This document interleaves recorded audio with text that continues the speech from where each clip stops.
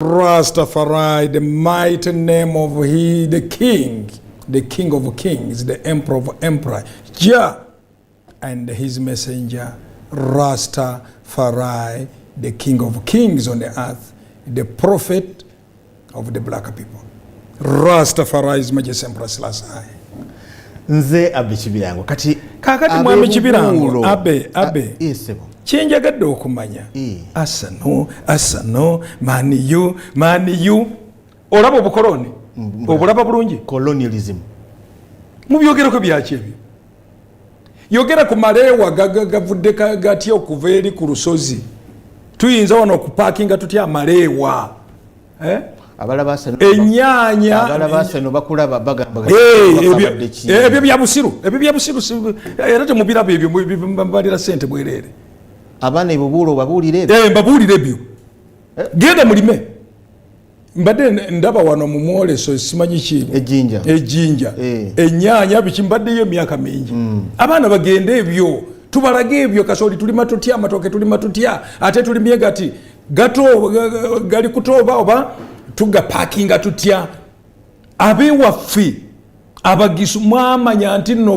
lumonde nemumanya amatooke nemumanya muwogo nti nno bwabeera mungi temuyiwa kujjako mumujjamu abateeso bamuyita amukeke ffe tumuyita bukehe nemukaza nemubiteekawo the traditional methods. Abaana abavubuka omupiira nga guba oh my god abaana baseno omupiira nga guba wessanyu ekyo vola babaweddewo ebyo bye bakola ebyo ne basiba akapapula ebyo bye bakola abamu ne bettanganira neeyo ali nalabe mwagala kajja betting mwagala jijja abakama parliament mugamba betting njagadde nze bwe nali ewange manafa ebyo nabijjawo n'agashini nagamba bano abagundi ne bagamba omanyi kiri mu tteeka ng'awo nze sibiteeka nateekako abantu ne bagenda ne babibba teeka mu ssente ekiro mujje mubbe ssente zonna muzibbe muzitwale bikola ki ebyo okuleeta gambolingi muno gamboling etuwa ssente omusolo gwesoloza mugamba weebale nnyo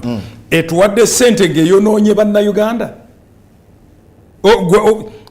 olaba sebo kankubuulire abavubuka yabamalako essanyu lisigala mupiira weebale nnyo bo be balyeteegerawo essanyu nga basasula eri ate wano ogambye nti nno etuwa ssente essente ze basasula mu Arsenal n'ebirala bazisasulawa basasula bungereza zino TV zonna zolaba mwe musubscribing eyo bo be bafuna ssente in trillions ebyo tobyogera ze sibiraba ne ku TV yange n'abaana bange bwe baba bawumude okuva mu masomero ebyo sibyagala honorable mutereze ebyemizannyo mu Uganda bannayuganda nkubuulidde betting tewali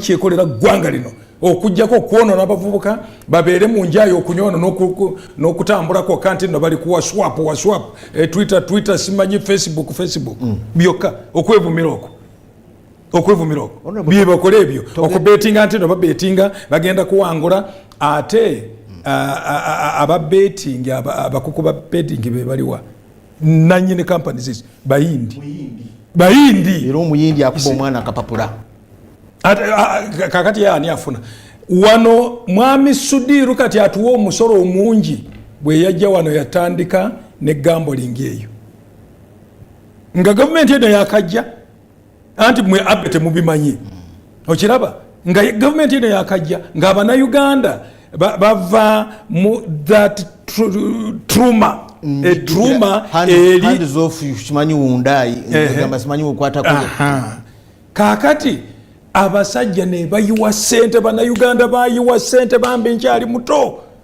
nkyali awo mu mayunivasite n'ebirala bayiwa ssente Sutiru ye mugagga yes atuwadde ssente atuwadde emirimu naye ye mugagga wazabalala mmwe mugagga wazabalala honorable nkusaba yes kitange yes ddayo mu parliament kubanga mwe mwateekawo ne board number Uganda Rotaries and Games biki board waliwo authority number regulating Rotaries and Games kiba kitegeeza it is a deliberate effort by government okwonoona bannayuganda to make money no okwonoona bannayuganda mukadde wange kankubuulire kino omwana bwagenda okubba nze ndabye abazadde abamu omwana agenda Kampala eno nabba mwana wange mulungi mwana wange andeetera ku ssente yes azireeta mu maka azimbye n'ennyumba nnungi naye nga wano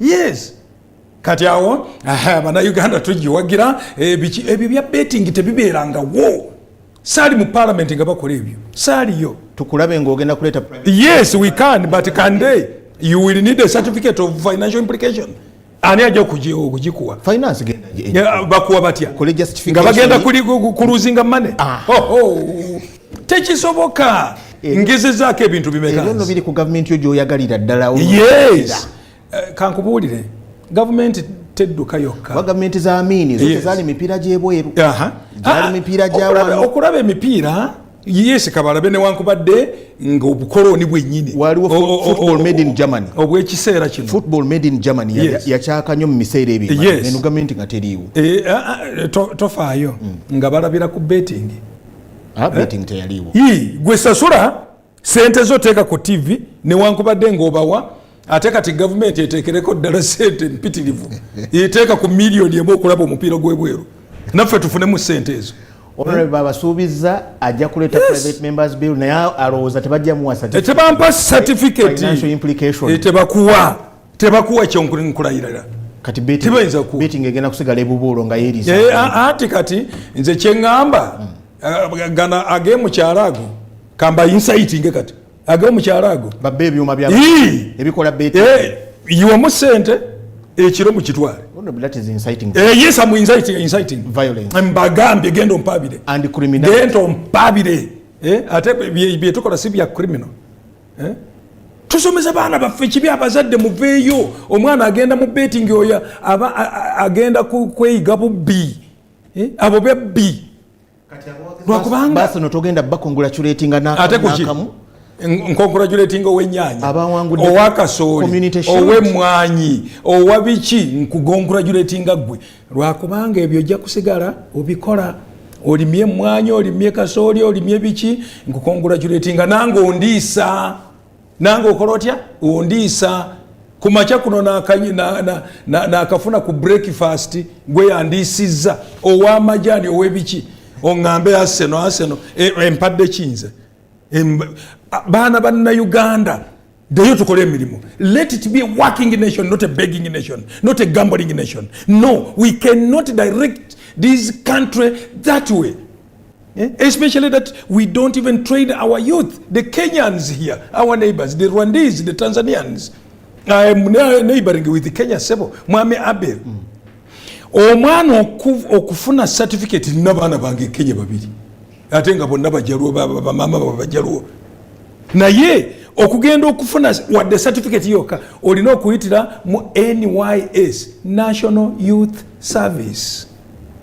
Nga bakufulumisa n'ogenda n'okola ebintu ebweru eyo nga okolera ggwanga lyo tebakusasula. No. Mwali mutwalanga Kyankwanzi. Nze bwe nnyingira wane Makerere, gavumenti yange yatandika bulungi nnyo n'etutwala ffenna Kyankwanzi. Abasookayo baamalayo emyezi 3, ffe twamalayo mwezi gumu. Okiwulidde ssebo? Kyova olaba byetukola. Omanyi ntambula ne ka pick-up ka wheelbarrow kange. Omubaka omu akyali mwana muto nga ggwe. N'agamba sente ze bakuwa miliyoni 2 wazikolera ki? Okirabye ekyo? Muwa mu history. Singa yandigenze Kyankwanzi. Nandigambye bwe mbanguze mu motoka nga bwenda babaka abamu baba wa miliyoni 2 ne bagula motoka za miliyoni 4 ne basigala babanjibwa omuyindi yazifuna ate otese muki dead capital. Naye nze bwe mba nsigadde ne ka pick up ka wheelbarrow kange aka miliyoni nakagula miliyoni 45 kati myaka 6 okuva lwengagula kakati miliyoni 2 zo nenziteeka mu productive capital. Olaba batuwadde road map. Abantu batandise. But gaming and lotteries, honorable, is an internationally recognized casinos tuziraba. Abagagga babeera mu zikasino abagagga nno ddala si bavubuka b'ebugulu naye abagagga n'obasanga mu kasino bazanya buno obusolo buno obudduka buno muzannyo munene. Genda ozanyire ku simu yo. Zanyira ku simu yo. Yes, zanyira ku simu. Ate n'ekino katumalako abi tuli ku directinga ggwanga lwakubanga yes muzifunyemu naye ensi z'ebweru ezo nange nzitambuddeyo. The laws are strict.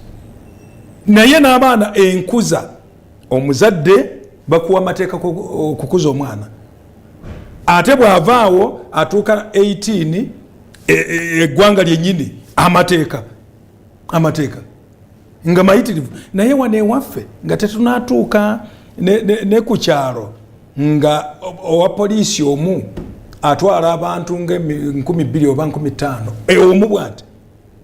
International directives ziri zitya. Owa poliisi omu alina okutwala abantu abatasuuka mu 5. Dokita omu alina okutwala abantu abatasuuka mu 5. Kyekiri ewaffe wano. Ffe wano 5,000 owa poliisi omu n'okuyita okiraba. Kati awo tuba twonoona ggwanga. Abaana bamanyiridde nti nno sente ofuna bufunyi nga tokoze naye bwagwa ate many times they don't win the betting.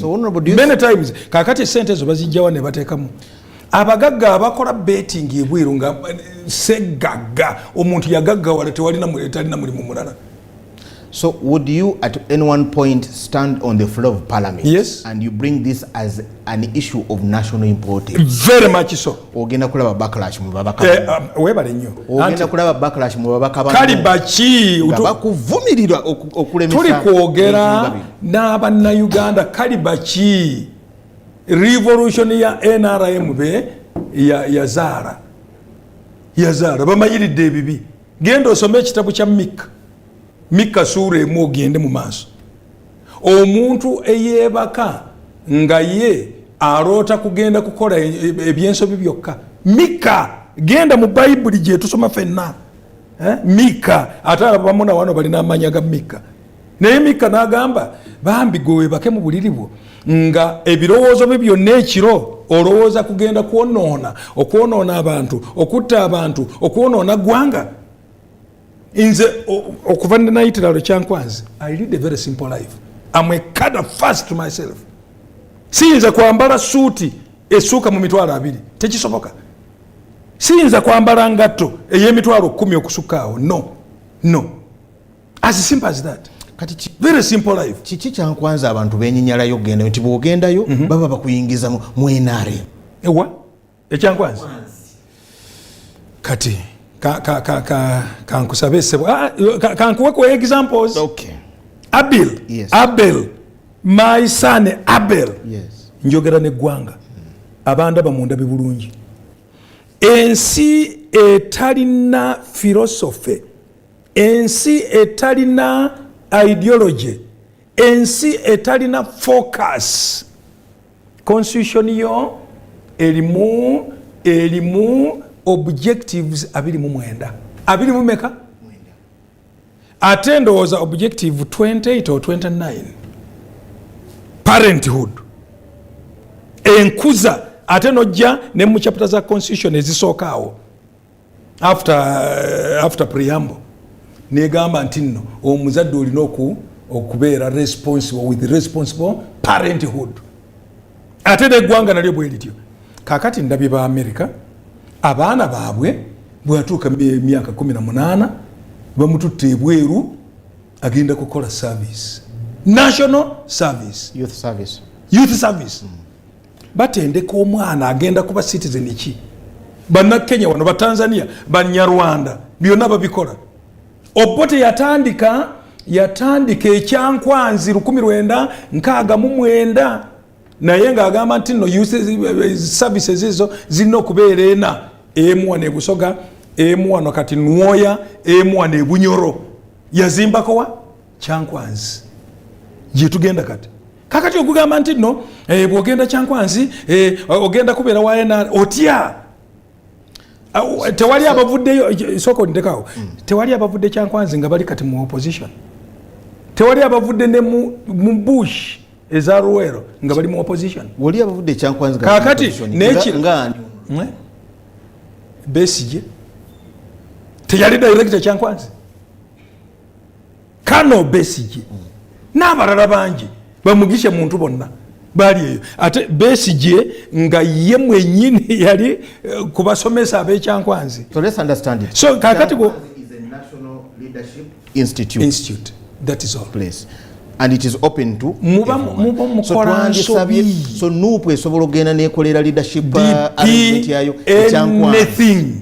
anything tuba tukola nsobi okujijja nti nno ebeere nti nno abali mu government bokka bagendeyo. No, that was not the purpose.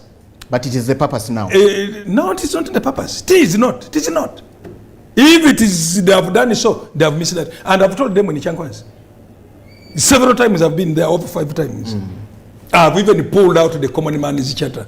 You know, the second last time after we became MPs, that was April of 2021. Niba tutwalayo kakati lecture omu yaliani musirikale is a general nagamba nti no manyi Kyankwanzi wano bagizimbanga prison biki ne mugira ya katabo ka common man's charter ninkaleta omusajja nengamba sebo it was purposely built as a national leaders college, just like you know the Russians have the Komsomol and many others. You have to prepare the people. Ladies and gentlemen, I'm talking to fellow Ugandans.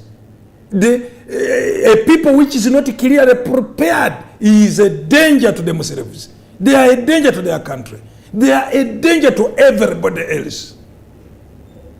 So kakati bana aba America abagenze ne bakola national service bo babera ba Republican oba ba DP bakolerane kyovula bo mu America. So you blame the government to support for turning Kyankwanzi, the National Leadership Institute, into an NRM ideology kind of center. I blame kakati it should be open for all as a common man's charter. Kankudireyo bino mbleminga banna Uganda mwena lwakubanga okutandika ebibiina byaffe ebyobufuzi 2006 not yet even 20 or 30 years nitugamba nti no Kyankwanzi eyo ya NRM eyo ya biki nalabye wano nga bayise LC5 zibonna naye bano abamu si bonna bano aba opposition abamu bagana n'okusingira ddala nnyo banupu bagana okugendayo. Nkumanyi ng'omusajja ow'amazima. Yes. Isn't it also true that whoever goes to NRM bakutandikira ku the manifesto, the NRM 10-point program and the NRM thing? So would you blame people who don't subscribe to the ideology of NRM not to want to go to Kyankwanzi every time there's an arrangement in that line? Kubanga bamanyi okutuukayo kwambaza kintu kya mukulu kintu kya NRM. Nga wayingira obufuzi ng'ojja ovugira kuki katugambe you are LC5s. LC5 is not a representative. No, you are an administrator. Because you've been a chairman of LC5. Oh yes, mbadde sente bempitegeera. What gye nagendako Kyankwanzi ne bagamba nti no bagenda kusomesa 10-point program bagenda atende 10-point program ne mu NRM mpozi fe abali original be bakyagenderako olaba wano nkasitulanga nengaleeta wano nengamba byetukola byonna biri mu 10-point program luli twali wano ne muyanga ne tukola marking ku 10 points yagamba nti no satu zokaze zitasituso bulungi nengamba kale oziwameka maybe 60%. Naye bimu byonna point musambu zonna nga tumakinga ne tugamba bazikoze. So okugamba nti no 10-point program, no, you don't find it in Kyankwanzi. Nakatabo tekaliyo. Kakati tuli ku principles enya simanyi socio economic transformation ni pan africanism n'ebirala. Biri babivaako da 10-point program. Okiwulidde? So ebyo tebiri ye Kyankwanzi byogamba nti no bagenda kusomesa byayenda. No.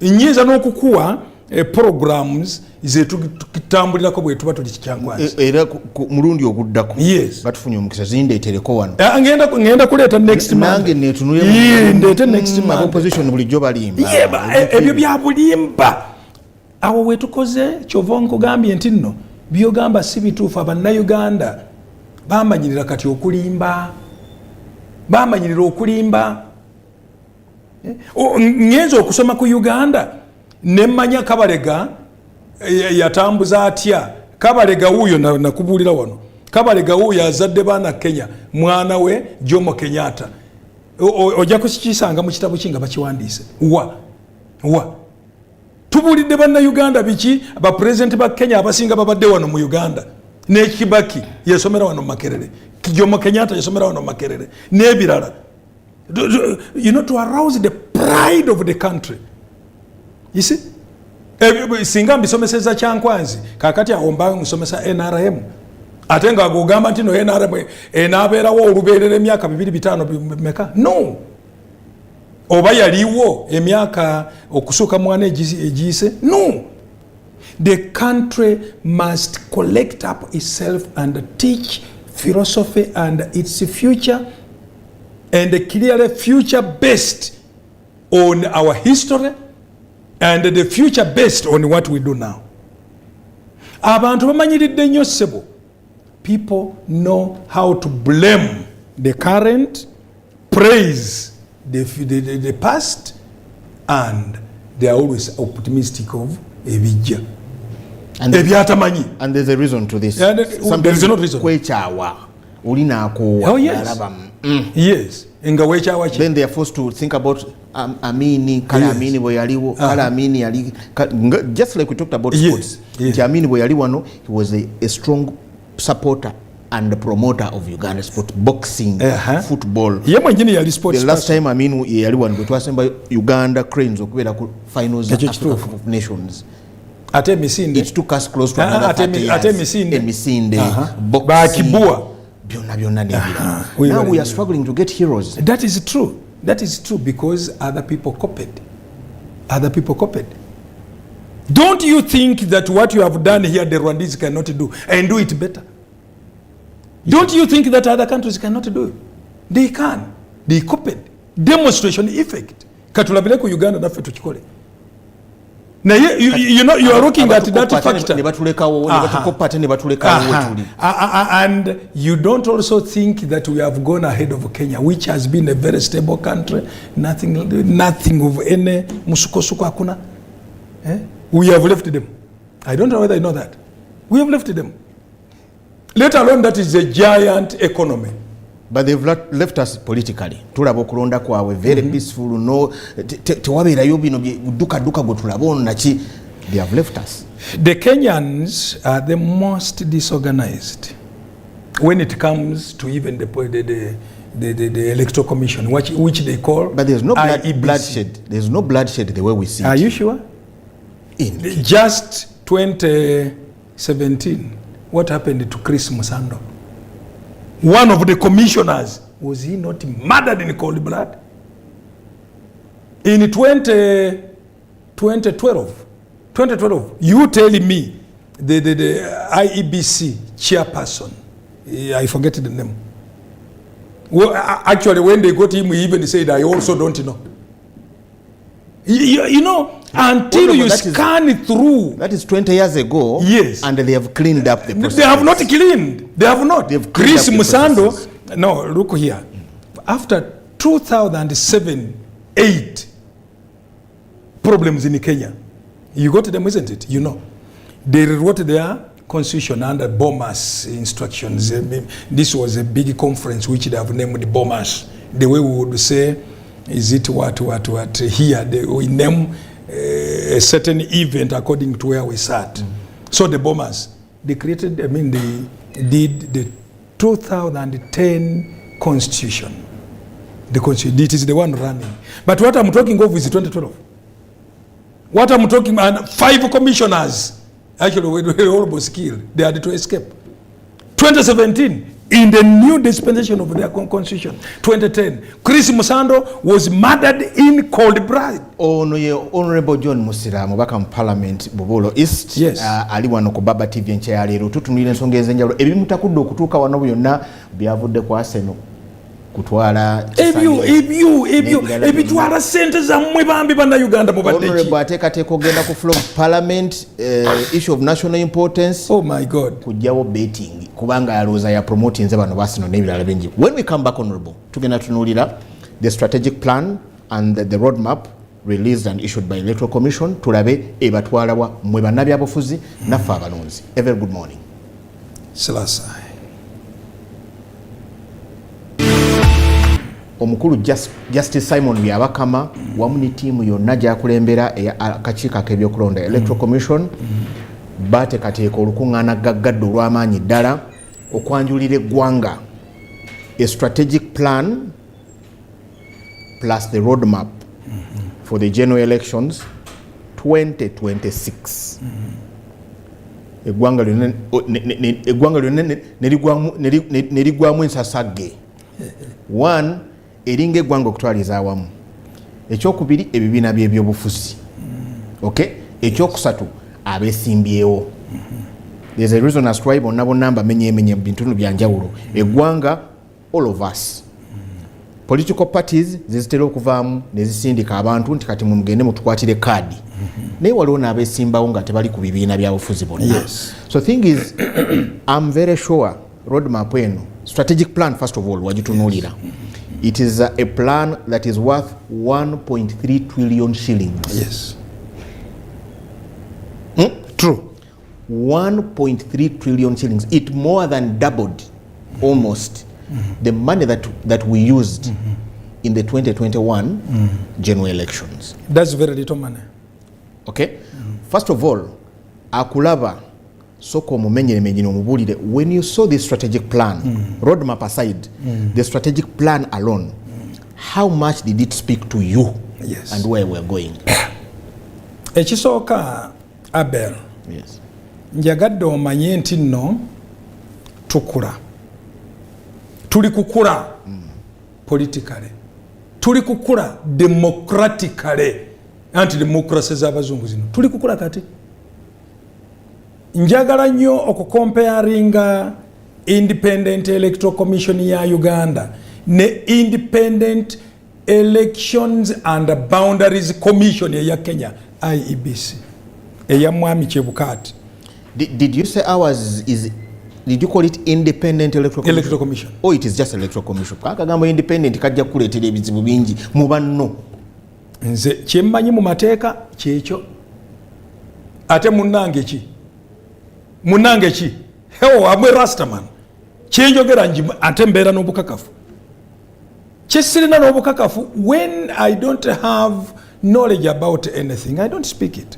Or I will before you attest and say, please, I can't speak on this matter. So the Electoral Commission or the Independent Ours Electoral Commission? is Independent Electoral Commission. That of Kenya is Independent Electoral and Boundaries Commission of Kenya. I know it. Now, this is about 2.5 years towards election. Yes. Am I right on that? Yes. 2023? Yes. It's about 2.5 years. 1.5, whatever the case. Kubanga nomination zammwe yes. mu abaka ba parliament. Yes. Oba abagala okwesimba yes. abaka parliament. Nominations zijja kubeera 2025 around September, October. That is after the primaries. That is after next year. Yeah, exactly. That is it. I know. I'm aware. Okay. Now, actually, it should have been last year. Now, IEBC, immediately after elections, Kenya, so we are benchmarking now. Yes, we have benchmarked very well. The strategy of what will be the next. Now, bitya awe wajira omuntu okumanya nti nno nina okwetekeka. Era neba opponents nabo manye nti nno balina okutambulira wano. neggwanga lyennyini budget nga zifuluma bamanye nti nno balina okuteekawo sente ezifaanana bwe ziti nga bwogambye 1.3 trillion very little money. Kankubuulire. Honorable, that is 13,000 billion. I am aware. Oh my God. Now, no, 1,300 billion. Yes. Let me tell you. Ensinga Somalia kati etwala sente mmeka. Ensinga Southern Sudan etwala sente mmeka. Nga economy ya gwa n'okugwa. Kyoli okubala 1.3 trillion nga kitwa 1,300 billion. Billion nga zitwala myaka mmeka. On this poor country called Uganda, a 1,300 billion sits on its shoulders to have out of 53 trillion. 53 trillion. Kano kebagambye strategically, not tactically. Separate the two words. Strategic, not tactical. Kakati 1.3 divide by 5 years. Katugambe nti ndo buli mwaka era buli mwaka tulonda. Ekyo kituufu. Buli mwaka by elections biki tulonda. Divide by 5 years. Nga ofuna mmeka. Kizeeyo in terms of years. Awo yojja okufunira nti nno tulinga mu bilioni 2.5 oba bilioni 2.7. Bwe bakuwa figa mubwete olowooza sente nyingi nnyo naye budget ya ggwanga ng'eri 53 trillion. Nga amabanja gokka. That is one financial year. Yes, don't mind. No, it's not an event of one financial year. No, it transcends. It begins with together massive registration of people, what not like that. Then they must now move to the list of electoral commission and all those things, all those preparations. Nkugambye Abel, let us not excite the people of Uganda looking at what is spent there. Suppose there was chaos.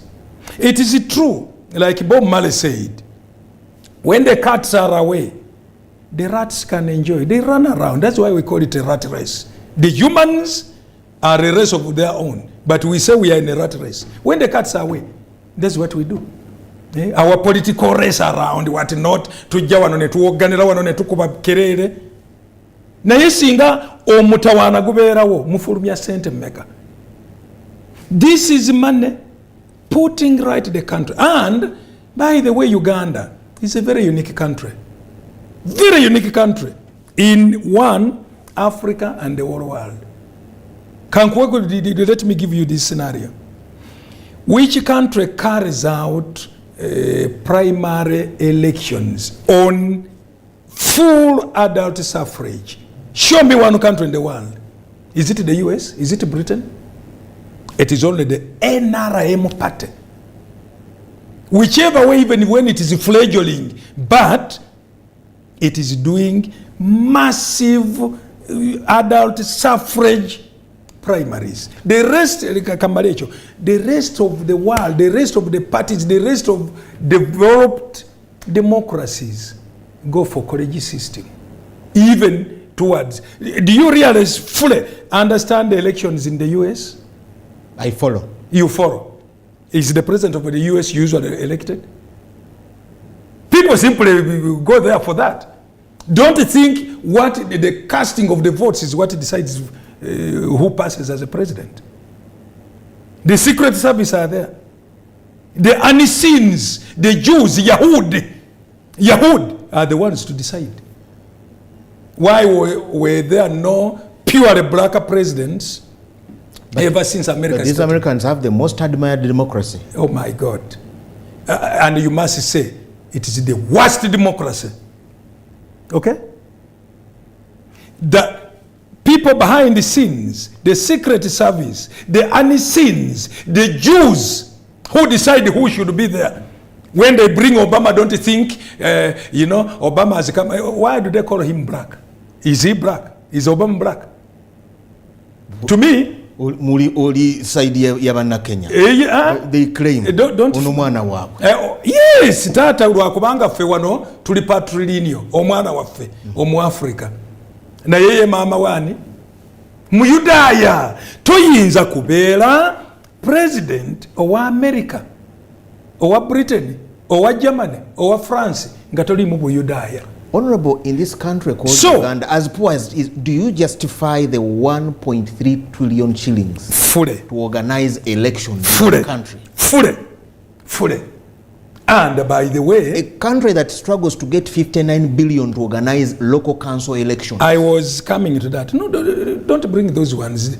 You know, when you leave a country and cede the state power to the bureaucrats, that's how bazanya bwe bati. Bazanya bwe 59 billion, isn't it? It was a problem and they couldn't see. The whole executive couldn't see it. I think that's why the president was heavy on them. Couldn't they see it? Banonya kuba. And now that is an emergency, so we want 250 billion instead of what would have been 59. Okay? That is it. But you are looking at a prolified electoral system. That's what I was coming to. From village. Many countries don't go to that. No, not Kenya, not anywhere. No, they don't. In Kenya, the lowest political animal is the councillor to the district, called member of county assembly, MCA. That one is the lowest. The rest, they are doing their work, paid work, they are civil servants, whatnot. Mutala chief, Muruka chief, they are paid, and they are civil servants. That's why you see sanity. Naye kati wano yinza okugamba ero si wano ntino genda okwata omuntu, genda okwata owenjaga, kisoboka. Because those are easy voters. They will even say, tukwata kolabe. So, to me, the justification... Awo nyini walungi, because we wetaga the electoral reforms. Yes. Because the constitution of the Republic of Uganda is also built on the systems nga zivira ddala wansi. Yes, that's why tulabye ensasa gebaddewo nga aba LC we batabadde ebibanja tebabitunda, abagala okutunda ente mu Cattle markets tebasobola genda kutunda kwa toyina baluwa ya chairman. Even parliament itself was forced to be dissolved and die. Yes. Because wanawona impasse yali ba chairman b'ebyalo tebaliyo. So that is how important. Nali wano nembagamba nti nno abo balinga chairman ba LC1 ne LC2 balinga chairman abebika. Because these are the only patriots in this country. Byebakola. Very patriotic, by the way. Atenze nandi gambye ne wankubadde nga tubawaddeyo myezi. Paid 10,000 shillings per month. Omwaka chairman yabafunye emitwalo 12. As important as they are. Bwe nagenda Manafa nga n'emitwalo 12 bafuna 8 oba 9. Omwaka. Nga ginesa tuobe na babasazeeko ne babajjako ne ngamba no. Ate nga baliwa ba civil servants ne ba politicians nagamba kwatako mulabe tujja kubasiba mwenna ne bazibawa n'okutuuka kati enna misindwa kati gyendi n'emaana bakyabawo emitwalo 12 naye nga luli bababba bambi omwavu abona kyova olaba abamu ngaffe abaana baffe newankubadde tuli mu position zino naye abaana ne basoma ate basanga bali awo banywanjaga bikirwa kubanga okabya baavu okukabya baavu. So to me the strategic plan the is very good trillion. And the justice Byabakama. Thank you. We need Ugandans who let the country sail through a focused way like that. It is informing government to get prepared, 1.3 trillion. It is telling finance, please prepare, 1.3 trillion. It is telling all electoral levels, please get prepared. This is what we are going to spend.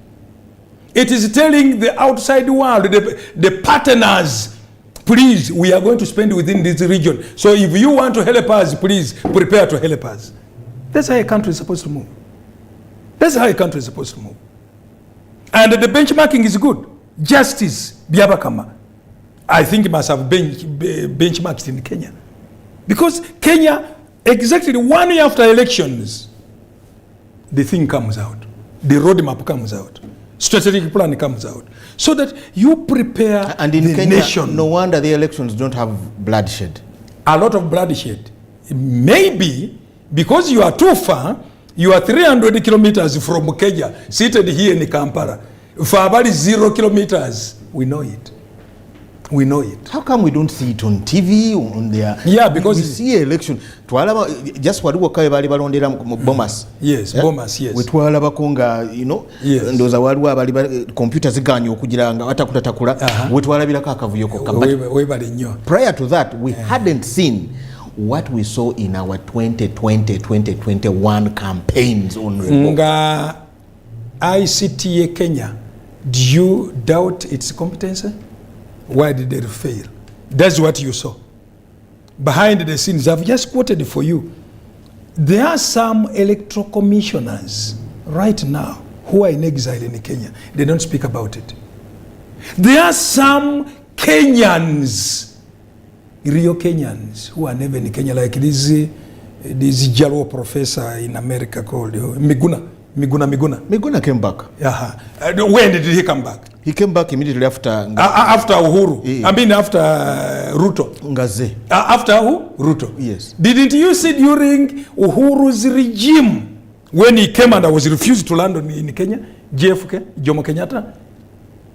And I was returned, bundled up back into the plane. Didn't you see it? But you know the hype, everything in Uganda. Umutawana.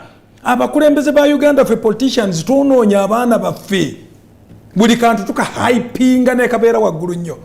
Kenya yesinga obubi nkuwe history ya Kenya. Waliwo Kenya any election which ends without bloodshed? Tell me from the 60s, 1963, Kariukis, where are they? Kariuki was arrested and killed. Tom Mboya were killed. Professor who?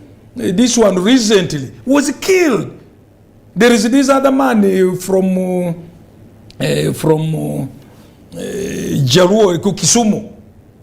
I forget the name. I wish you had told me. I can give you a list of not less than 50 assassinations, whether through helicopters, whether through fictitious ways, and whatever. I can give you from Kenya. Honorable, that was then. Kenya sai wananitazama, wanajua chenye nasema ni kanuni kabisa. Ni kanuni kabisa. Tombo yako wapi? Kariuki wako wapi? Profesa huyu munani Mumasai huyu yako wapi? Wako wapi wote? You see? You so don't think Kenya has been sailing, and actually Kenya is very dangerous. Kenya temalirizanga the elections nga either commission sebafudde oba politician, high profile politician as tafudde. Election observers left Uganda and went to observe elections in Kenya and came back showering very nice good reports that singa Uganda yigira ku Kenya. Even the transitional power itself, Uhuru nomulabanga wa Ruto obuyinza bulungi nnyo wali eri. That alone, it tells Ugandans that Kenya is far ahead of us. Kanzireyo kyogambye tuyigire kuki ku Kenya. Benchmark on Kenya. Kakati tu benchmarkinze justice byabakama alese strategic plan iyo tujikuba ebituli ekyo kisooka ali mulayi kakati okutegeka okulonda tutandise mwami Chebukati Kenya bwe yategese okulonda Kenya oyo wa kika kyange last year kabila langu oyo Chebukati bana monyonyine oyo ni kabila langu. We started benchmark. Hii ni kabila yako? Kabila yangu. Chebukati ni omuna monyonyi. The clan ya called bana monyonyi. Chebukati. But let me tell you another thing. That's very good. If we can benchmark the good things, of course. Yes. Those who went to observe elections in Kenya, sitting in very nice hotels, at times once in a while going out. Those of us who have been there, we go there, we have seen what happens in Kenya. In Kenya. Actually, many Kenyans admire the way Ugandans are tolerant to each other. Very tolerant to each other. Because I'm on the border, I'm related to Kenyans, Actually, my clan, the biggest is in Kenya, just like my tribe, the biggest is in Kenya. We know what goes on there. The history of Uganda is different from that of Kenya. You have said handover from this to that. Kenyatta, from 1963, did he hand over power until he died in office? What about Moi he handed over to? Did he hand over power easily until after 24 years? After 24 years. We have so you put someone after 35 years not yet handed over power. Don't mind. That's what I'm coming to. So looking at the parameters now, from Uhuru, from Kenyatta Senior, Jomo, this son of Kabalega, yes. Son of Kabalega in Uganda, Munyoro, running from 63 to about to 1978. Those are 15 years or 16. Plus 24 of Moi. 24 of Moi. How many years are those? We are still coming to almost the age of Uganda, which has had musukosuko kipolitika, musukosuko kisiasa. Tumekuwa na historia mbaya kisiasa. Kisiasa sukulimba limba. Siasa, no, politics. Siasa is politics. Sorry, siasa. Na mpaka lazima niongee sangine Kiswahili. Kwa kuwa watu wangu Kenya huko wanatazama hii runinga vizuri kabisa. They watch this TV very well. I don't know why they have picked up a lot of audience from this TV. Na huwa nikizungumza Kiswahili ndio tukamilike vizuri. Unajua kijana huyo alikuwa ananiuliza hata Kenya mambo ya uchaguzi ni salama, kila kitu. Ndio ninamwambia kutoka mwaka 63 mpaka 78 vile mzee Joma alikufa ndio huyu Moi akaja. Na kutoka hapo mpaka miaka 24. 24 years. So that one is not a problem. Now let me come back as to whether Uganda, Museveni is handing over power. Yes. Honorable, we are coming back to that. Okay, please. The honorable byayogedde mu Luswahili. Anasema lugha Luswahili, anasema bingi. Byonna byayogedde. Honorable, nkakasa byonna byayogedde bibadde bigamba. Lakini bingi is okay. Okulonda kwa Uganda nga tukutunulidde okwenkanakana n'okwe Kenya naye byempuliddemu ng'ayogera ku Moi n'ebirala bingi byonna byayogedde mu Luswahili. Yes. Omulabi wa Baba TV alutegera Luswahili ndowooza obirabye. Tugenda kudda. Honorable nkyamusoomooza okwongera otukakasa nti strategic plan eya 1.3 trillion shillings, is it justifiable in the country like Uganda? Nebwefaanana. Hot Cup at 9, program Gangamuka wano ku Baba TV obusoga bulaire. Good morning, let's come back.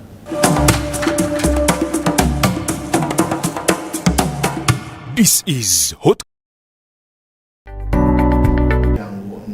Munango mpaka mu parliament wa Bubulo East.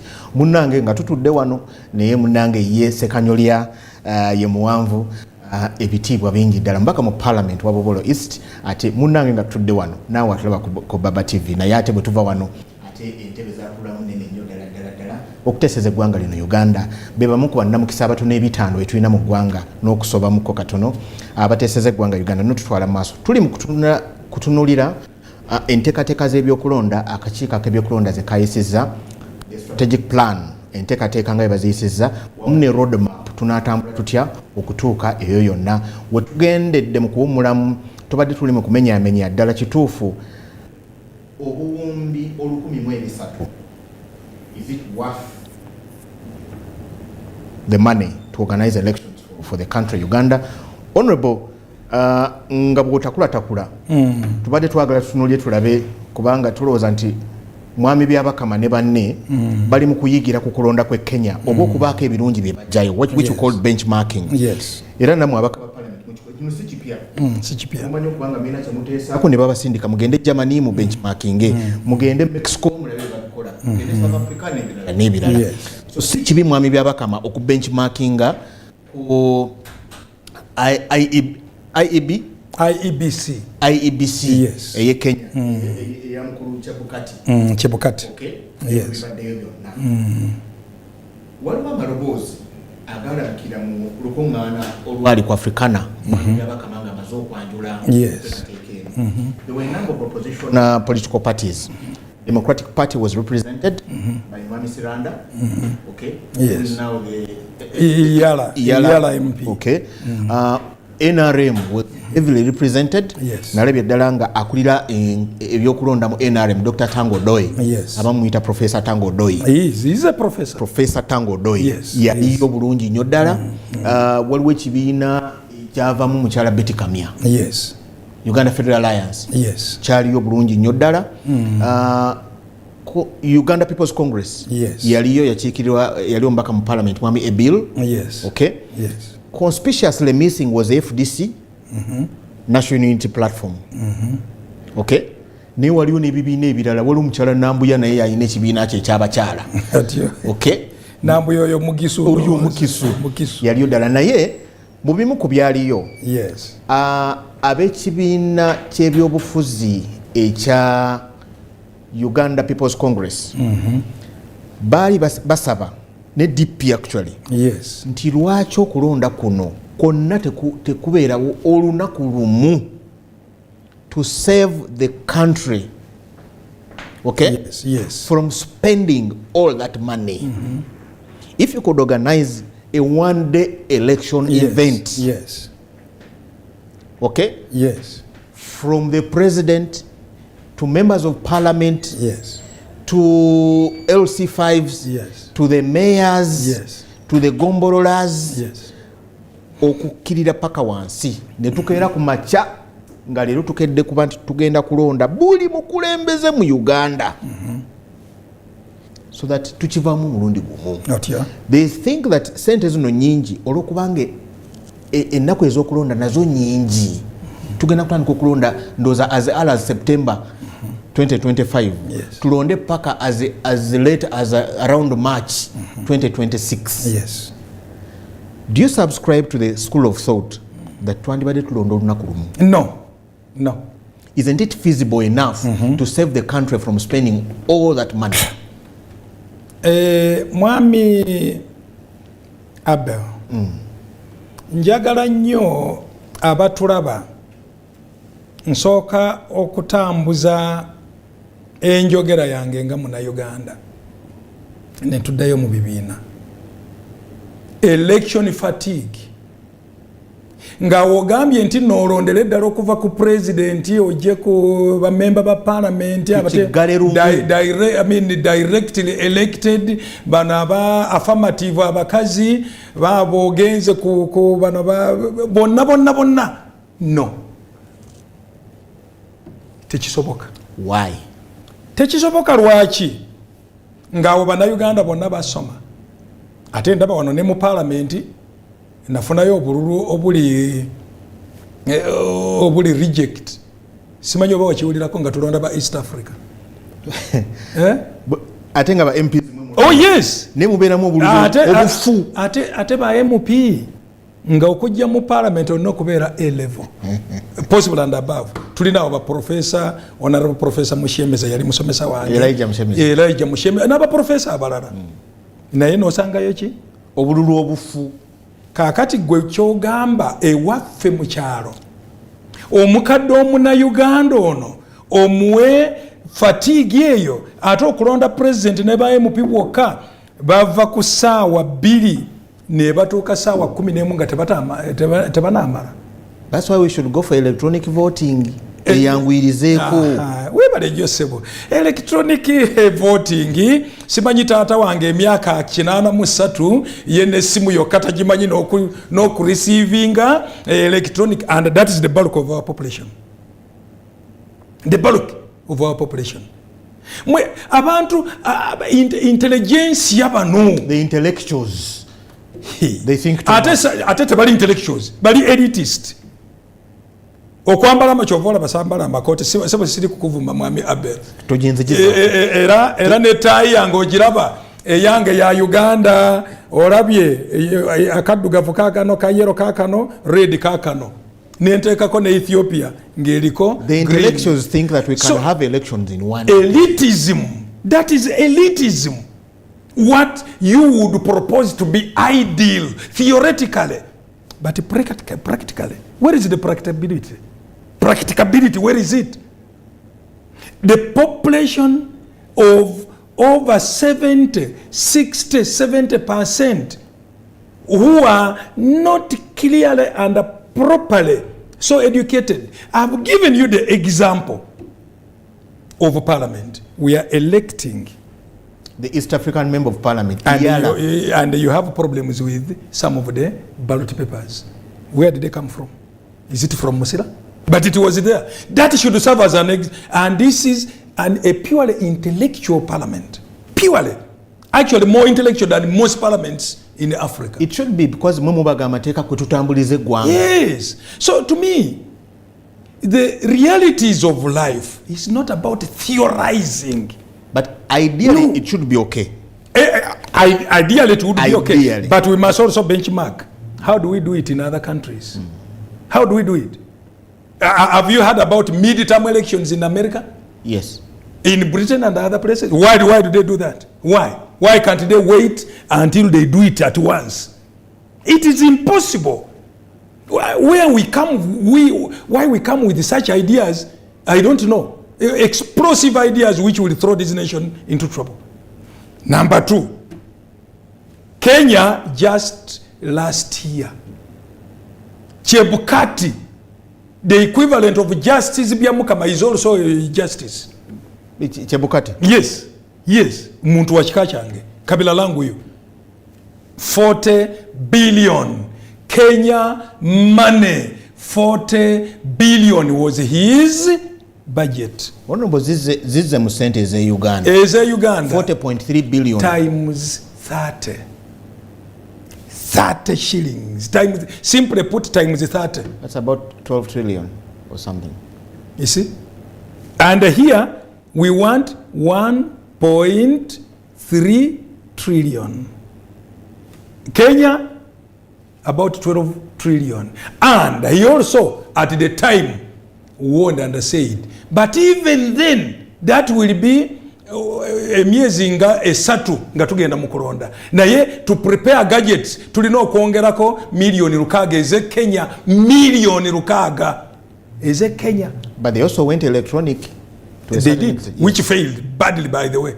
It was a terrible, fiasco. Terrible fiasco. That they came back to simply going manual in the end. Because some people try to manipulate. Yes, the Railas manipulated. Railas. Raila and Uhuru manipulated. As against who? Against Ruto.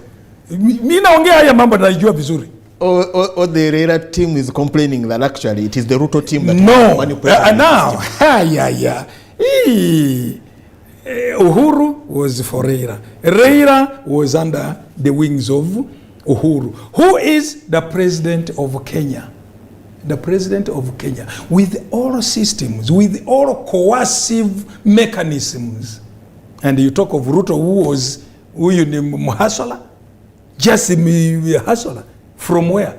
How would Ruto do it? Without any coercive mechanisms. That is impossible. Anyway, that one is Kenya. Sitaki niongelee sana mambo ya Kenya. Lakini, comparatively, if we are benchmarking in Kenya, we are saying it is a very massive economic giant, not only in East Africa, but Eastern Africa. Yes, 12 or 13 trillion. Here, we are talking of 1.3. And you know, elections never stop. By elections, those who die along the way, those who have issues, the same electoral commission is in the court. Some people are complaining about with us in politics. We are simply very satanic, by the way. There's nothing good in politics. So honorable, in as much as we try to justify the 1.3 trillion Byabakama budget for the electoral commission, let's put it down to the cost of organizing an election in a country called Uganda and nebo tuyimiridde gano ge mabanja agatubanjibwa abantu betwagala batufuna obuyambi. The Ugandan itself, a person in Buburo is sometimes who cannot even afford a meal is going to foot the cost of this election. Yes. To have an MP called John Musira into parliament. The MP is the cheapest. What is this cost to a Ugandan? The MP is the cheapest to elect. Cheapest because you do it once. The MP is also one of the biggest burdens to the country. What do you get out of the MP? What? I'm speaking as an MP. What do you get out of the MP? In your constituency, what do you get? We expect good laws. Yeah. That is all. So I'm parasitic. Nze munyunyuzi kulya zammwe buli mwezi nezibala milioni 28 zizo ngafa abeli indi munyunyuzi. But that is the type of democracy we have acquired. It's the reality of the democracy that we have. Kimu kyovoraba bwe mukomplaininga nti no simanyi Museveni simanyi biki parliament nene. Yes, true. Parliament ye Kenya awamu wonda ne senate ne members ba parliament tebawera nebina kakati gwembuuza wana abakyala bakola ki mu parliament? Bakola yoki? Gwembuuza abavubuka bakola ki mu parliament? Nze sirina baana bavubuka, waliwo abayemu pia batalina baana bavubuka. But the history of our country expects us to go that way until some time. Na nga nkyali LC5 ssentebe w'okutaano nakyalako e Rwanda ne tugi benchmarkinga Rugesera district ne baŋŋamba we have just scaled down to 30 districts. Otherwise they had 110. Here now we have 146. You look, and there are plans to increase, to bring more districts. Of course. There are plans. Yeah, but it is also possible that we can scale down just the way Rwanda did. Look, Rwanda is a tenth of Uganda with 110 districts, which they scaled down to 30. You see, the original districts here were about 36 around. No, benchmarking. It should be Uganda to go to Rwanda to benchmark instead.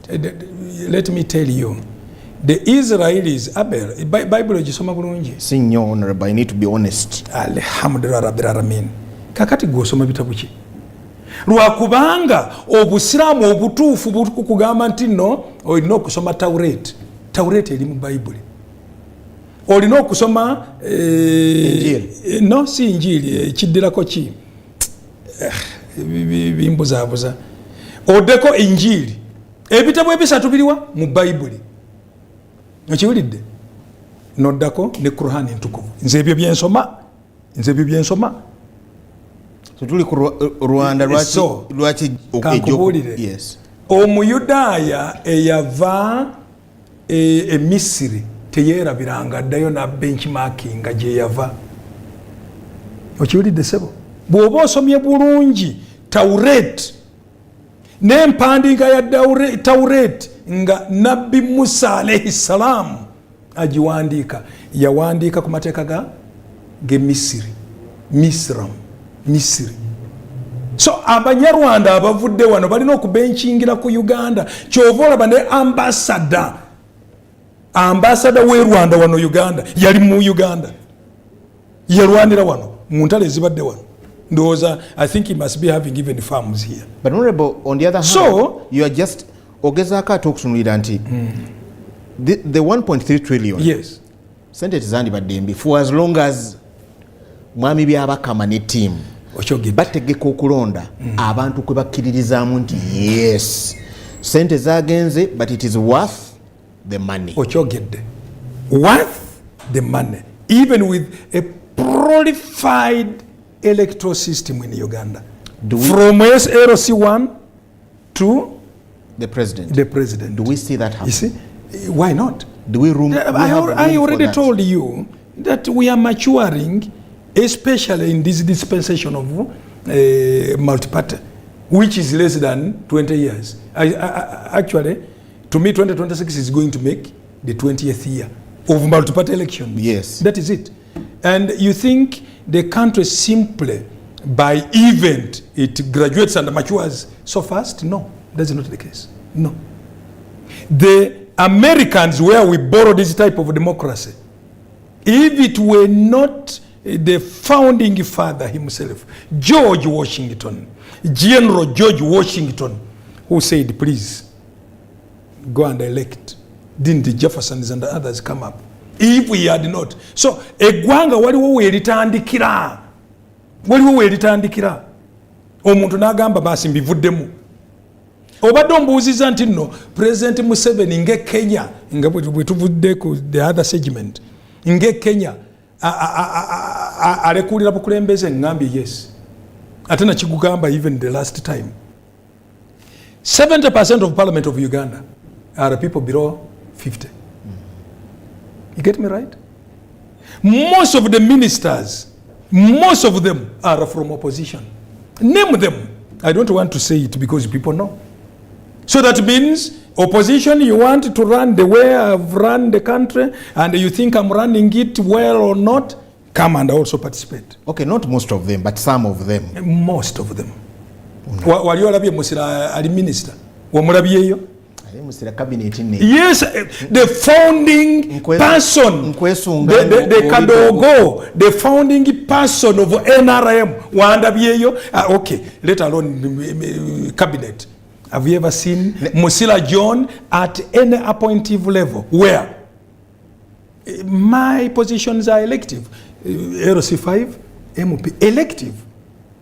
But one, the focus we build as a party was for tranquility of this nation. That now I'm an MOP.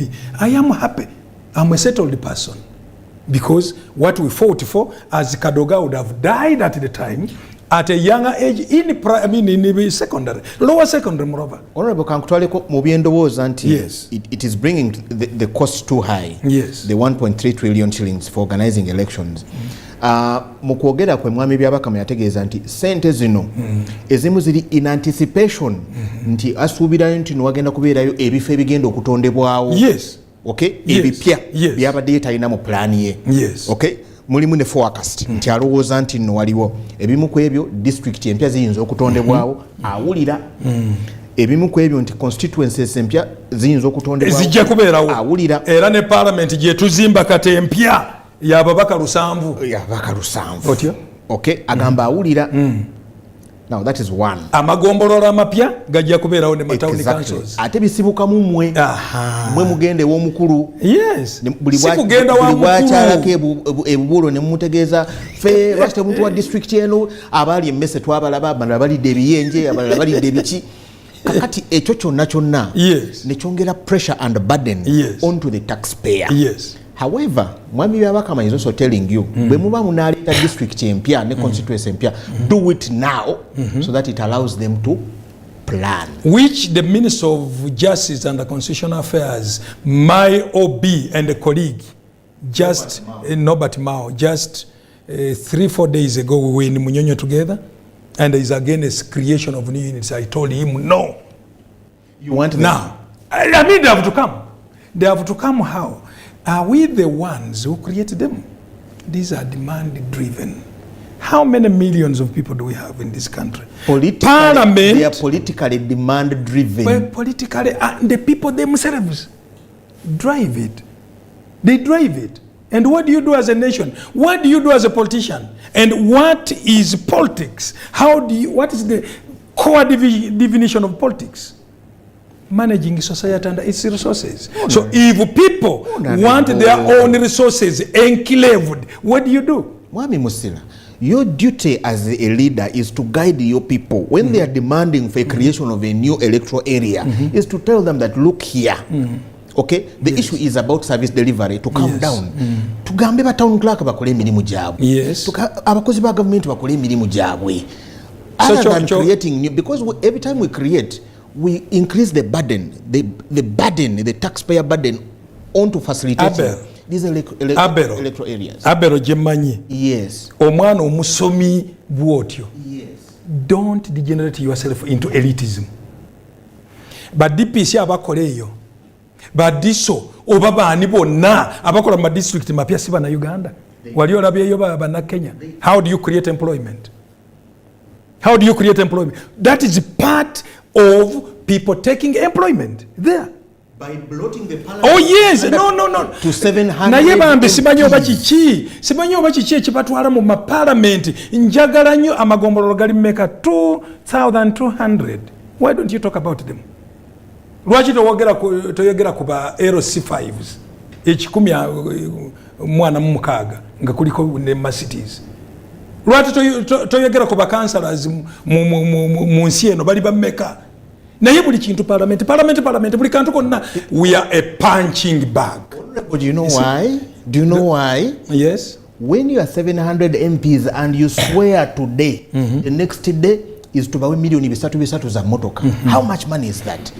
Kale kankubuuze nga olwo gombololo za Uganda tulina 2,200. Teekayo ababaka babiri. That is times 2. Babiri, omukazi n'omukyala. Si bwe kityo. Bano ba affirmative zitubaleke. Abo nga babeera mmeka 15,000. 15,000. But do you know how much money goes there? But the benefits and entitlements are not the same in terms of magnitude, Honorable. Mukadde wange. Olina okumanya nti nno abantu bayinza okubeera bafuna ssente entono. You look at the budget which goes there. That's the most important. Kyovula bwe twogera ku corruption n'ogamba nti no central government, yes bayinza okuba omuntu abba bilioni 5 mmeka. Naye ku magombolo nakyogererako oba one of the workshops. Nengamba nayo omanyi sente mmeka newankubadde nga tuli kubba milioni 5 buli gombolo lya Uganda. Kalibe milioni mmeka 5 bweziti buli mwaka. Amagombolo 12,200 gaba gabbye mmeka. District kazibe at least worst 20 million. District 146 ziba zibbye sente mmeka buli mwaka. I want you to be pure academic and intellectual, not elitist. No. Now, okusalaasalamu ebitundu katuddeyo kati mu mathematics yammwe. Twebale mu bulungi nnyo. Bangamba tugende tuwumulemu katono. Okay. Bwe tumala okuwumulamu katono. Yes. Wano wennyini kuba nkukutte wali wennyini. Yes. Wali wennyini awaluma. Wennyini awalumira ddala. Tetwagala parliament yabaka lusanvu. No way. Let's come back after the break.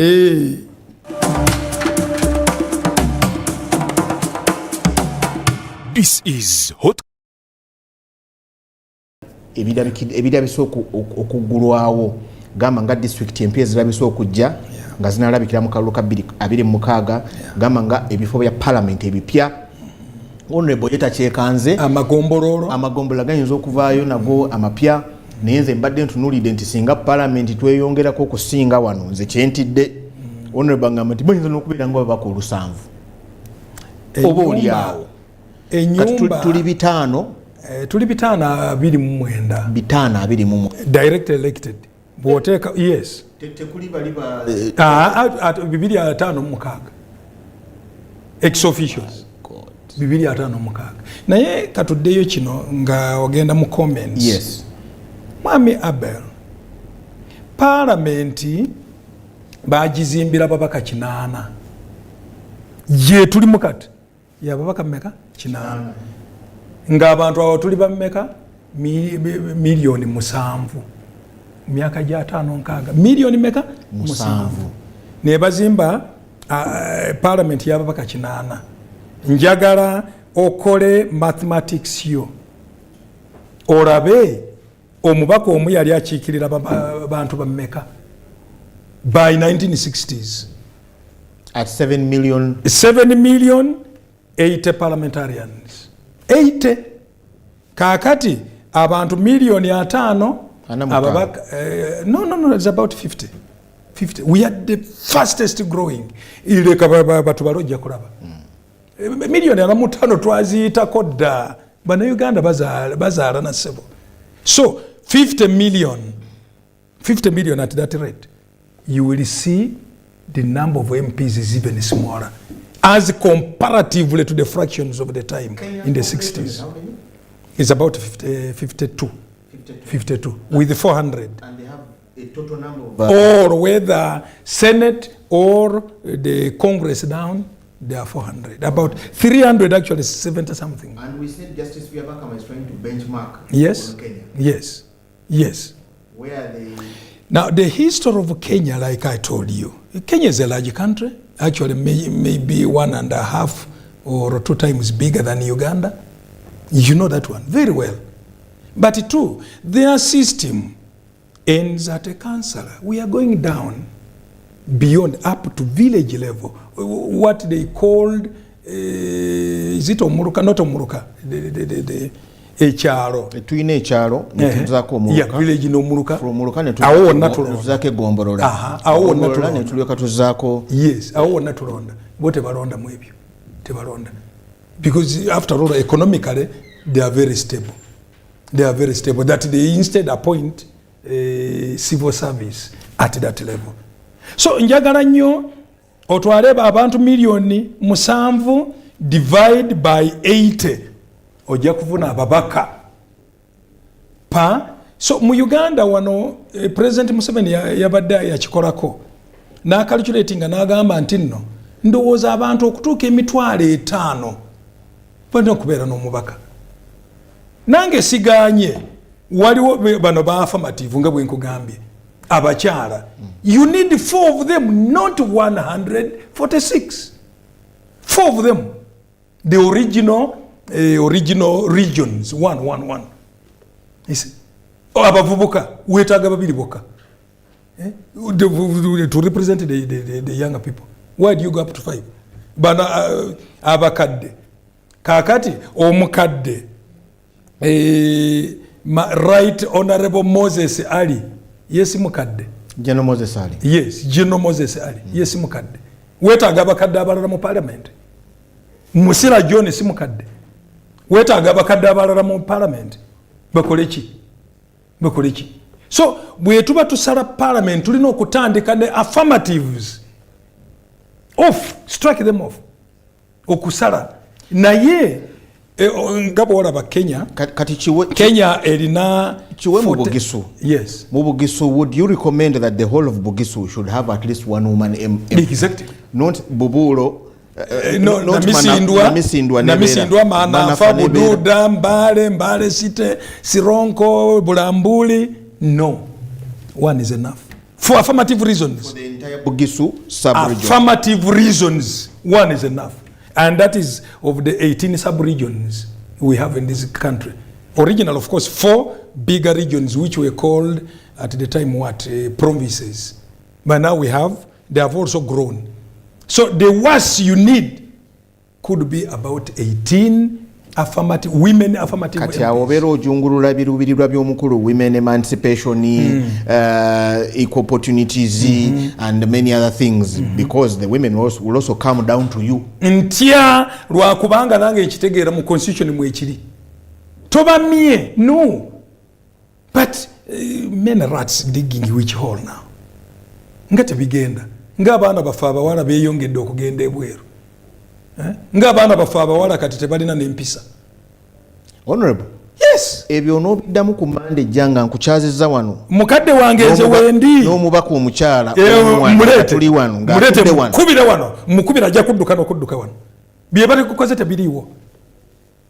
President Museveni okuva atandika government ye ng'atya nnyo abakyala ate be bamuswasizza oba mu cabinet wa bamuswasizza buli wantu wonna bamuswasizza abaagala nnyo kankumenye ng'ogyeko ye vice president mukyala oweewange ekatakwe independent nganze speaker mukyala prime minister mukyala first deputy prime minister mukyala second deputy prime minister oba third mukyala Nakadama. Yes, Nakadama. Owulira ebikonge. Yes.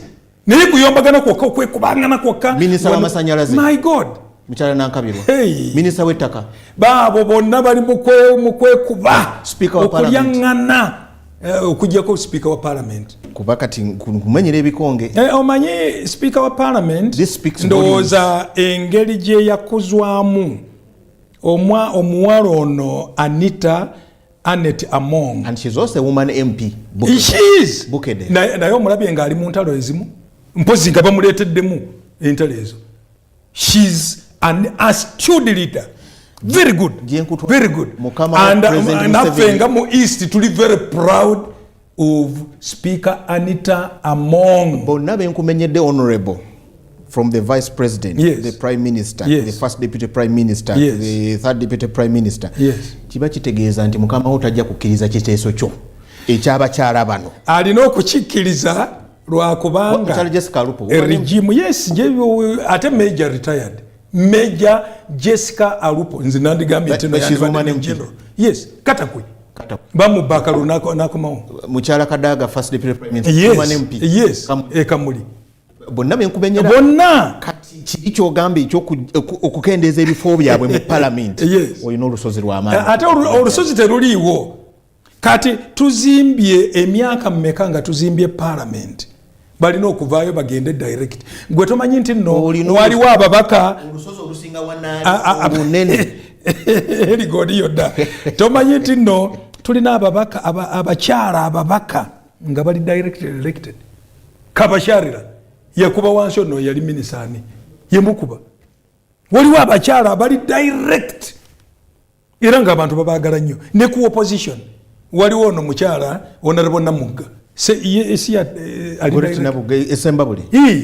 okiraba ekyo so webali okukuza abantu okukuza kiri mu constitution yaffe okukuza those minorities yikyo wekiri n'abantu abali rejected ngabo naye kati tuvuddeyo tunabakuza okutuuka sawa mmeka. Honorable, you'd want to say that the current election atmosphere is now favorable enough for even women or any other that they can compete to come and fairly compete because we have examples in parliament already, because we have examples at kuma district nze bwe nabadde Ssentebe nga tulina abakyala ndowooza babiri oba basatu kati bawera ne mu 10 ba Ssentebe ba district ebutambala omukyala chairman wa newange Bugisu ekitabeerangayo kakati chairperson wa Bulambuli district mukyala Moyo Endagaano nga bwe njogera bwanti ndowooza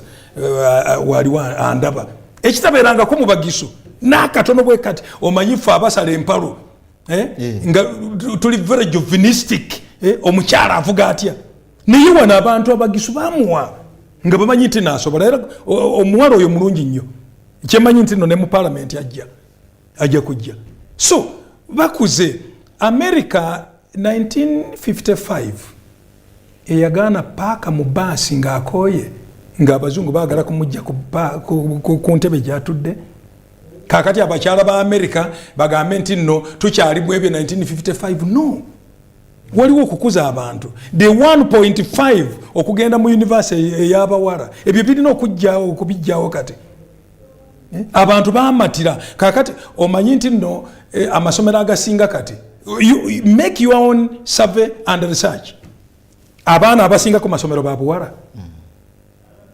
kyaliwo mu myaka gya 5 egy'enkaaga no naye president Museveni's regime genda okole research yo ate mu boarding schools abaana abawala be bangi ate omuzadde wa Uganda kati naggwenga muwoli obuzzukulu bwange ofaayo nnyo ku bwana obuwala bugende ku ssomero ate ne tukola n'ensobi kakati abaana b'obulenzi tubalesa awo bali mu njaye nga tuconcentratinga nnyo ku bawala ekiraba so the state there are cases when you do something and then it grows, it matures. Once you reach maturity level, then you leave things to flow. Omulaja kugamba, why are you fixing what is not broken? Bwebange nkole ebadde batwala bulungi nga batuuka it's okay. Nange nalaba Yesu ya amateeka gaali 10 naye naga simplifying nga nateeka meka 2. The first 5 simanyi oba tokola bwoti tyanga abazadde biki nagamba love your God the way you love nobody else. Ekyokubiri yagala munno period. Yali amateeka 10 agalese mu meka 2 naye nga gonna 2 in 10. Kati Honorable mwami byabakama yes yabegayiridde mu byabufuzi yes nti bino byalangiridde bibye n'akakiiko ke beteeketeeke. It is not for you to go and begin canvassing for votes. Please don't start now. Wabula especially mabaka ba parliament kakati mumuyambeko bino be yabasabye the budget bwe muba mutekateka electoral reforms muzimuwe mu bwangu bwe muba mutekateka omutonderawo district empya ne mubimuwe mu byayagala mukole. Don't go and start. Wabula linge yagambye nti opponent wa John Musira gwo sobola okugenda maaso. I don't know. No. Amateeka and I hope totandise kunoonya kalulu kati. Fe tunoonya buli lunaku. Tunoonya buli lunaku. Bw'oba batulonda ku nnaku nga 14 January 2021. No 2021. Then no 15 ne ba declaring no eno mu constituency. January eyo 15 ne bakola batya? Yes, ne bakulangirira. Now ekiddira ki 16 otandika kalulu okunoonya. Kugenda kuweereza bantu. I'm telling you no way. You come to parliament okuswearing ebyo bya processes. Akalulu katandikira wo. Akabiri abiri mukaga. Ngabwe bakulangira bwe bati pap.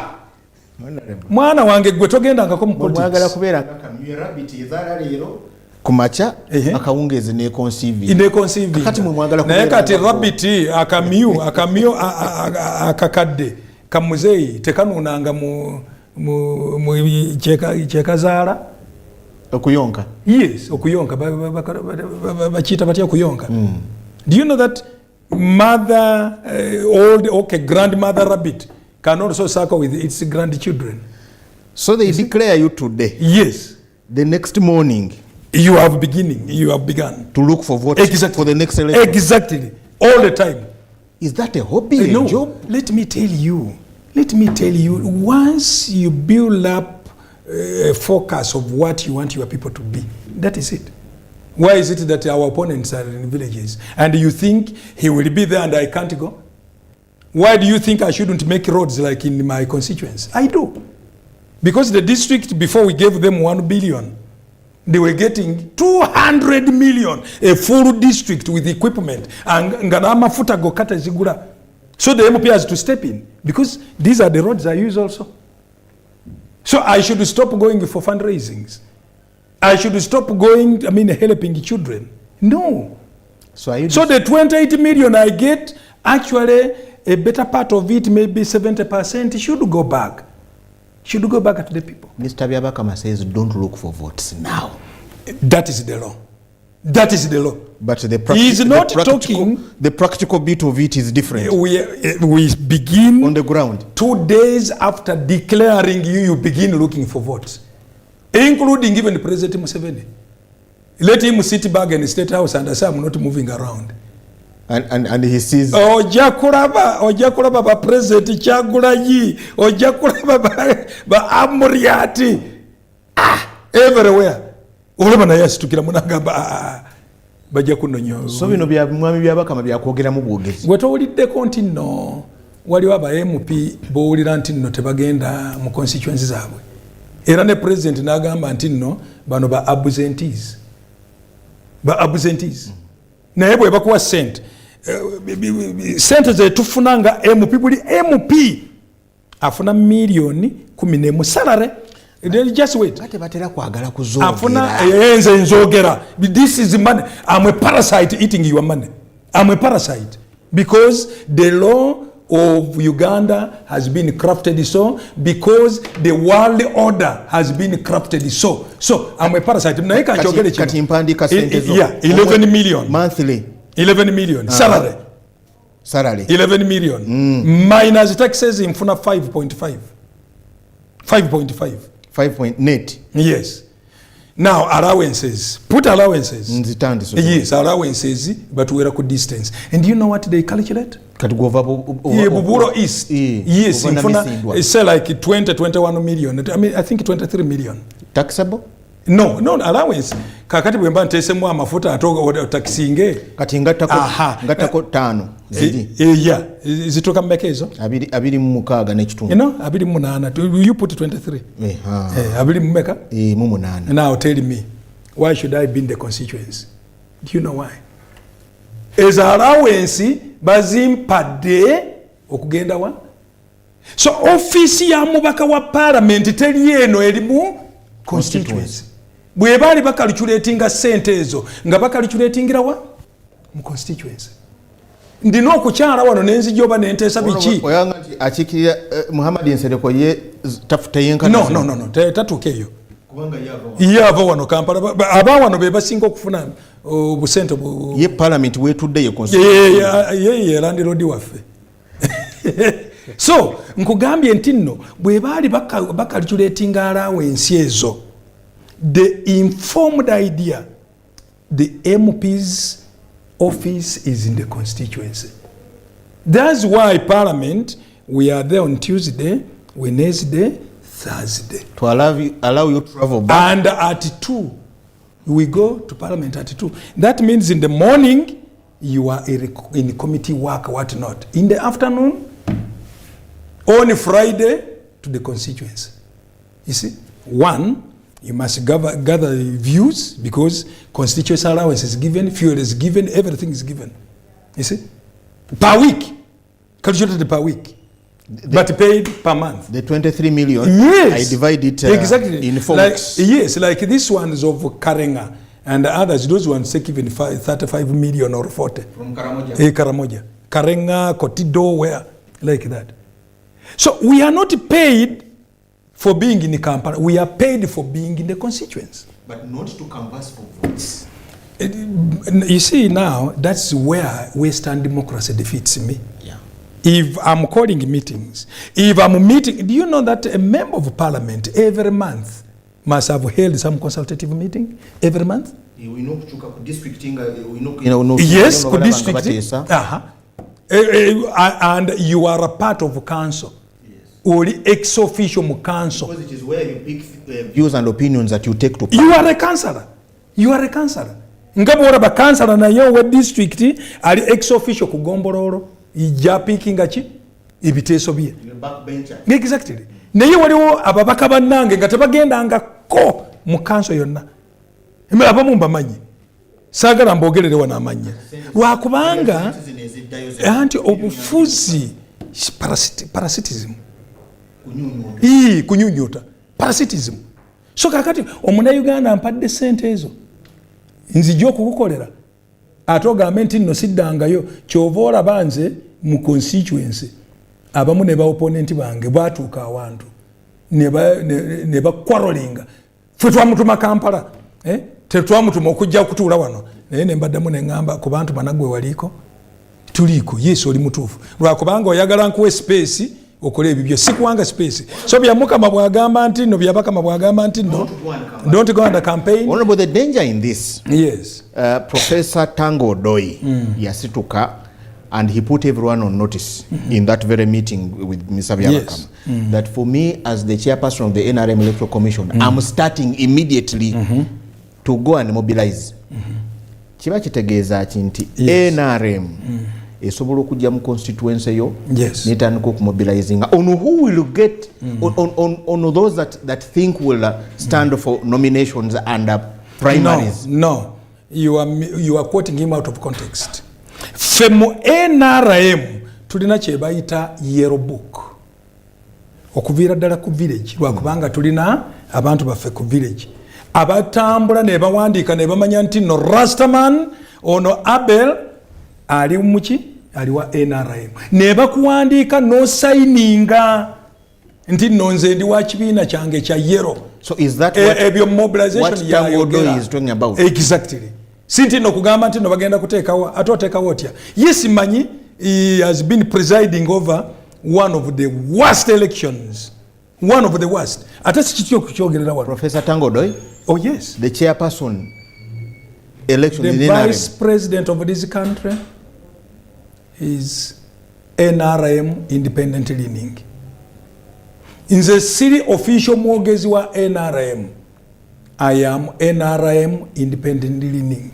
49 neyali chairman wa electoral commission ya NRM at one time, Honorable Professor Mushemeza Elijah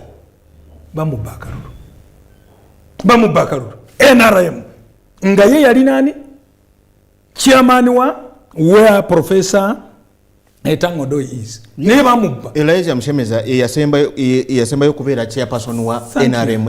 Thank you bano ne baddako. Yes. Tebamubba kalulu. Genda omubuuze singa akkiriza okujja wano naye ffe nga abarasta abali patriot nationalist pan-africanist tubeera wano buli kiseera because we know the focus and where to take this country. We are original members of this revolution. Tulina okutambuza abamu batya. Yes wali. You have kati ogambe nti tetumunenya. You have no choice. I know kujja. No. The chairman of the party has a choice to make. That's our constitution. The chairman of the party has a choice to make. The chairman of the party. For sake. Yes. Maybe sake. No. That is our constitution. NRM. Oyagala njikuleetere nkya.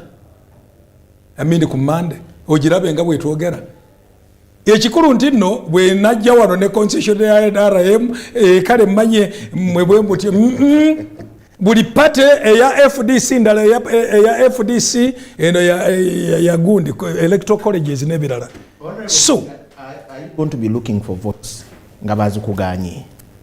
Ate ntya oyinza okuŋŋaana okugenda mu constituency ate ng'osasula sente okubeera mu constituency. Nze buli weekend, every weekend apart from this one which has just passed because I was in Munyonyo. Naye ne weekend eno ku Lwokutaano ndi mu constituency. Mpita meeting elders, women, youth nebirala nga MP because I'm paid. Honorable Sibula. Who jobless no man curse is Majesty Emperor Selassie. 1. Uganda is our country. Those of us who saw the past, we know we must build on that rough tide, rough history to make this country okay. Number 2, instead of degenerating into chaos and war, let Somalia, Southern Sudan, Central African Republic be examples. You are talking of 1.3 trillion to organize elections in a peaceful way. What about if you were in chaos? How much money would you be using to buy guns?